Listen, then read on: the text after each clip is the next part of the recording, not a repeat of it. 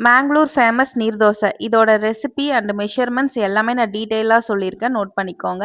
அதாவது நீங்க 2 கப் பச்சரிசி எடுக்கிறீங்கன்னா, 1 கப் துருவன தேங்காய் எடுக்கணும். இதுதான் இதோட ரேஷியோ. 2:1 ரேஷியோ.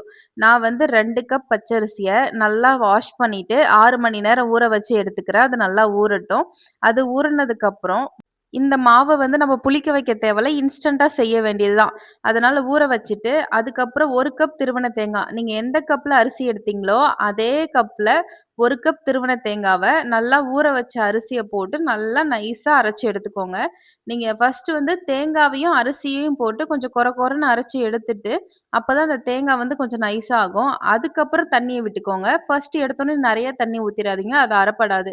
ஸோ, அதனால கொஞ்சமா தண்ணிய விட்டு நல்லா நைஸா அரைச்சுட்டு, அதுக்கப்புறம் தான் நமக்கு எந்த அளவுக்கு தண்ணி தேவையோ அத நம்ம ஊத்திக்கணும்.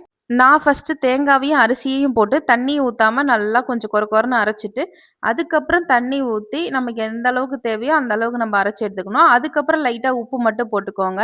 உப்ப போட்டு கொஞ்சம் நல்லா நைஸா அரைச்சு எடுத்துட்டு செக் பண்ணிட்டு, அதுக்கப்புறம் தண்ணி ஊத்திக்கோங்க. நமக்கு எந்த அளவுக்கு நீங்க தண்ணி ஊத்தணும்னு பார்த்தீங்கன்னா, இந்த ரவா தோசைலாம் ஊத்துவோம் இல்லைங்களா?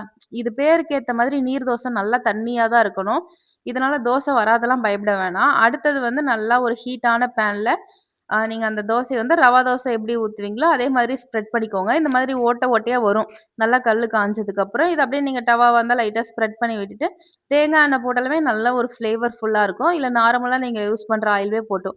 இந்த மாதிரி அழகா உறிஞ்சு வரும். நீங்க ஈஸியா திருப்பிறலாம். இதுக்கு மேல லிட்டு போட்டும் நீங்க சுட்டெடுக்கலாம். இல்ல அப்படின்னா, அப்படியுமே நீங்க திருப்பி எடுத்துக்கலாம். இந்த தோசைய நம்ம திருப்பி போட தேவையில்ல. ஒரு சைடு மட்டும் வேக வச்சா போதும். நம்ப வந்து செய்றோம் அப்டின்னா, கார சட்னியோட பேர் பண்ணுங்க. நம்ப டேஸ்ட் பட்ஸ்க்கு ஏத்த மாதிரி